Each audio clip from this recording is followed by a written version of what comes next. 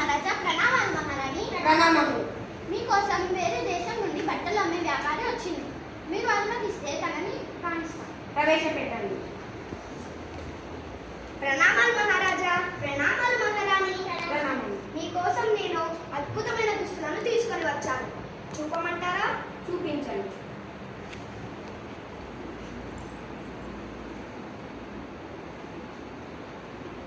అయ్యో, చెప్పడమే మర్చిపోయాను మహారాజా. ఇది నిజాయితీ పరులైన మహారాజులకి ఇంకా సౌందర్యవంతమైన మహారాణికి మాత్రమే కనపడుతుంది. మీకు ఇది కనపడాలి కదా మహారాజా? కనపడుతుందా? కనపడుతుంది.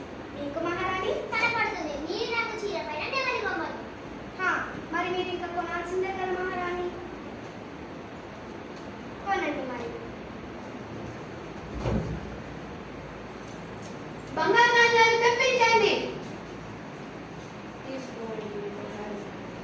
ఇదిగో ఈ బంగారు నాణ్యాలు. అక్కడ ఏమి లేవు కదా? అక్కడ ఏ దుస్తులు లేవు కదా? అక్కడ నాణ్యాలు లేవు. ఇక్కడ దుస్తులు ఉన్నాయి. అక్కడ దుస్తులు లేవు. ఇక్కడ నాణ్యాలు ఉన్నాయి.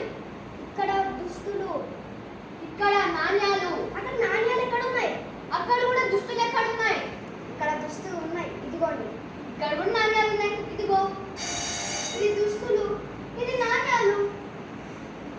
అక్కడ నాణ్యాలు లేవు కదా? అక్కడ దుస్తులు లేవు కదా? అవును, లేవు. ఇదిగో దొంగ దొరికేసింది. అయ్యో, నన్ను క్షమించండి మహారాజా. బటుల్లారా తరమేయండి. నన్ను క్షమించండి మహారాజా. శభాష్ తెనాలి రామ, మీ సమయ స్ఫూర్తితో ఆ బట్టలమ్మే వ్యాపారిని బుద్ధి బయట పెట్టావు. చూశాను కదా ప్రజలారా, ఎవరికి మోసం చేయకూడదు, న్యాయంగా బ్రతకండి. Thank you. Thank you. ధన్యవాదములు.